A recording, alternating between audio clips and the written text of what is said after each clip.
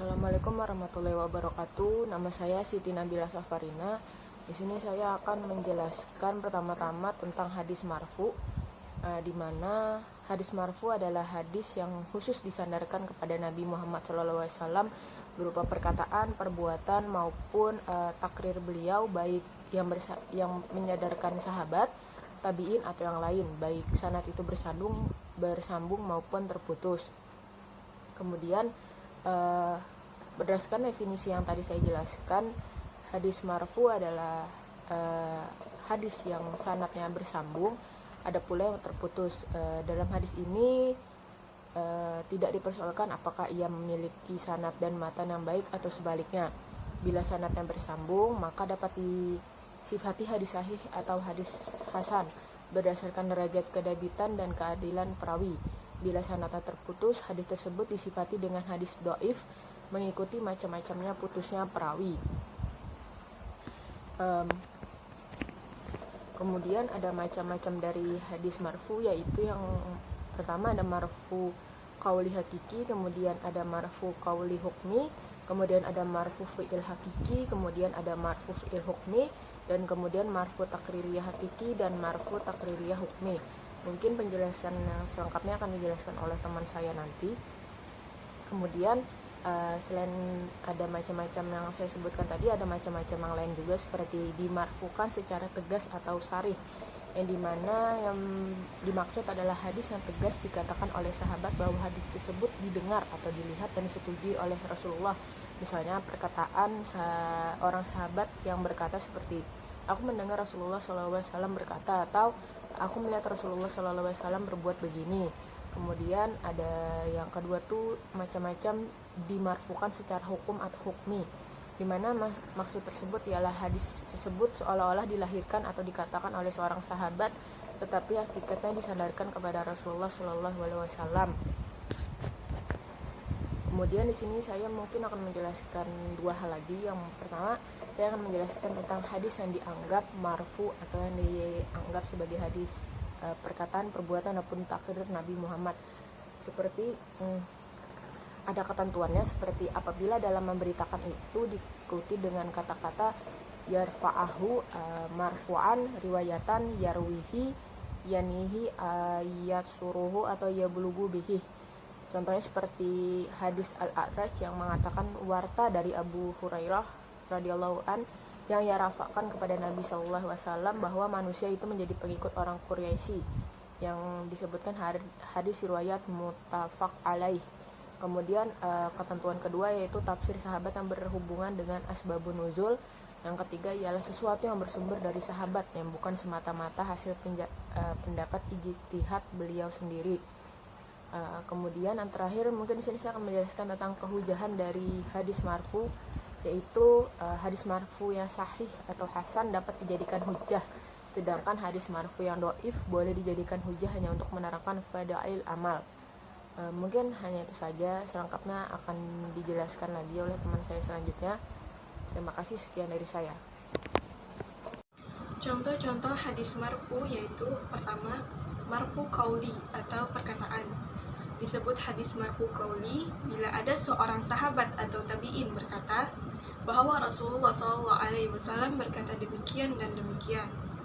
Contoh, dari Abu Hurairah, dia berkata, Rasulullah SAW bersabda, barang siapa berpuasa Ramadan dengan penuh keimanan dan hanya mengharapkan ridho Allah, maka seluruh dosanya yang telah lalu akan dihapus. Hadis riwayat Imam Bukhari.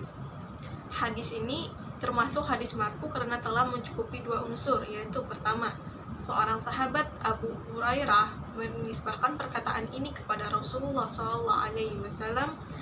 Yang kedua, matan hadis ini berupa perkataan Rasulullah SAW. Yang kedua yaitu hadis marfu fi'li atau perbuatan. Disebut hadis marfu fi'li bila ada seorang sahabat maupun tabi'in berkata bahwa Rasulullah SAW berbuat demikian dan demikian. Contohnya adalah dari Abu Umamah bahwa Nabi Muhammad SAW berwudu, beliau berkumur 3 kali, beristihad 3 kali, dan membasuh wajah. Lalu beliau mengusap kedua sudut mata. Hadis riwayat Ahmad. Hadis ini termasuk hadis marfu fi'li karena sudah memenuhi dua unsur, yaitu pertama, seorang sahabat Abu Umamah menisbahkan perkataan ini kepada Rasulullah SAW. Kedua, matan hadis ini berupa perbuatan Rasulullah SAW. Yang ketiga, hadis marfu takriri atau persetujuan. Disebut hadis marfu takriri bila ada seorang sahabat maupun tabi'in berkata bahwa telah terjadi demikian dan demikian di hadapan Rasulullah SAW dan beliau tidak melarangnya. Contohnya, dari Ibnu Umar ia berkata, usai perang Ahzab, Nabi Muhammad SAW bersabda, hendaknya tidak ada seorang pun sholat asar melainkan di Bani Quraidah. Di tengah jalan, sebagian dari mereka mendapati waktu asar. Sebagian di antara mereka berkata, kami tidak sholat kecuali telah tiba di sana. Sebagian lagi berkata, kami akan sholat karena beliau tidak bermaksud melarang kita sholat. Lalu hal itu disampaikan kepada Nabi Muhammad SAW. Ternyata beliau tidak mencela salah satu di antara mereka. Hadis riwayat. Assalamualaikum warahmatullahi wabarakatuh. Saya Eka Kusnustiana. Di sini saya akan menjelaskan pengertian tentang hadis mauquf. Al-mauquf berasal dari kata waq yang berarti berhenti, seakan-akan perawi menghentikan sebuah hadis pada sahabat.